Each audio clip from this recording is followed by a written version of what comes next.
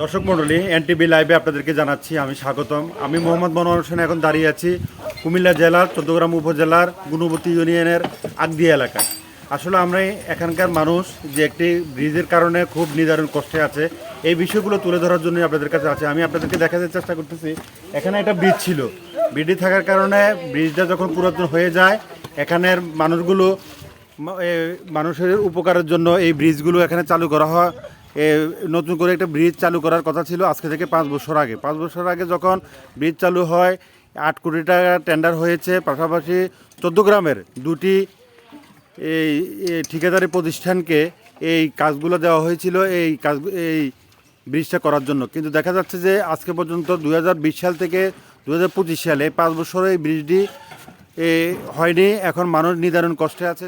আমাদেরকে বলেন যে এই যে 24 সালে যে বন্যা হয়েছিল এবং পাশাপাশি 2000 সাল থেকে 5 বছর পর্যন্ত আপনার এই ব্রিজটা হচ্ছে না, আপনারা কী কষ্ট পোহাতে হচ্ছে একটু বলেন। না, আমাদের ব্রিজটা তো প্রথমে অনেক ব্রিজটা ছিল, ভালো ব্রিজ ছিল, কিন্তু ভেঙে দেওয়ার পরে সেটা কাজ হয় নাই। এটার বাজেট অনেক আগে হয়েছিল, কিন্তু ওই ওই সময় কিন্তু কাজটা ধরা হয় নাই, যার জন্য এই ব্রিজ করতে বিলম্ব হচ্ছে। এখন যখন তারা ব্রিজের কাজ ধরছে ওই সময় কিন্তু বন্যা চলে আসছে, তাদের ব্রিজের কাজ বন্ধ হয়ে গেছে।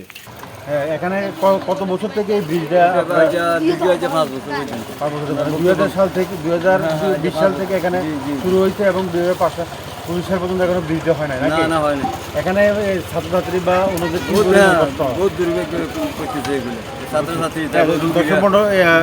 দর্শক মণ্ডলী, আমি আপনাদেরকে যতটুকু দেখাতে চাই আপনারা একটু এখানে দেখবেন।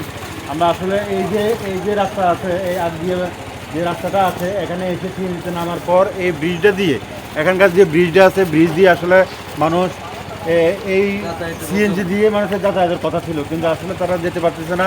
তারা এখন সে পর্যন্ত তাদের একটাই উপায়, এই নৌকা দিয়ে তারা যাতায়াত করতে হচ্ছে এবং তাদের প্রচুর পরিমাণে তাদের কষ্ট হচ্ছে, পাশাপাশি তাদের টাকারও অপচয় হচ্ছে।